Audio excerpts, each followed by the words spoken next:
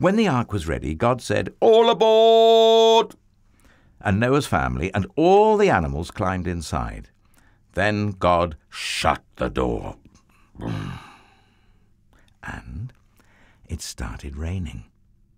For minutes that joined up into hours, that joined up into days, that joined up into weeks and weeks.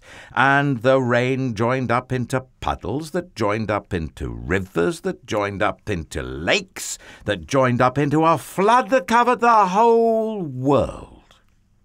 Their boat, that had once seemed so big, suddenly seemed very small. But in the middle of the huge storm, in the crashing waves, in all the thunder and lightning, and through it all, God was with them, and God kept them safe for 40 long days and 40 long nights. Finally, the rain stopped. The sun came out, and Noah threw open all the windows. "Hooray!" everyone shouted. Noah sent his dove out to explore, and it wasn't long before she brought him back a fresh olive leaf.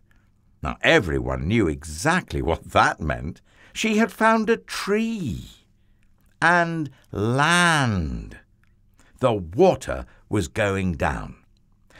At last, the boat landed quite suddenly on top of a great mountain.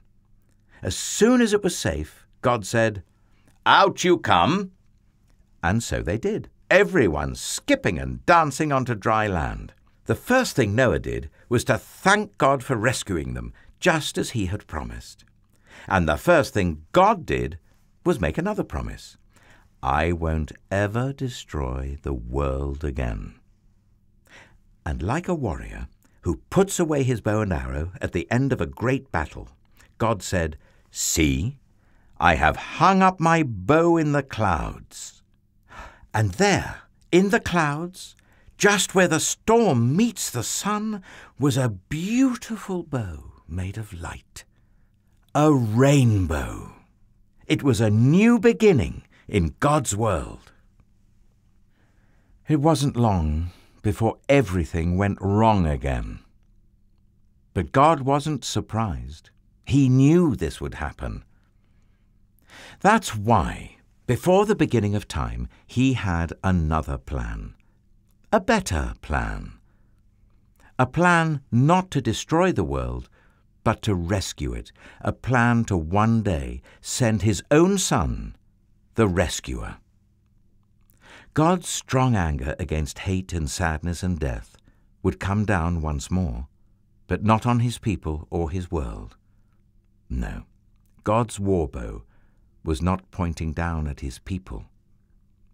It was pointing up into the heart of heaven.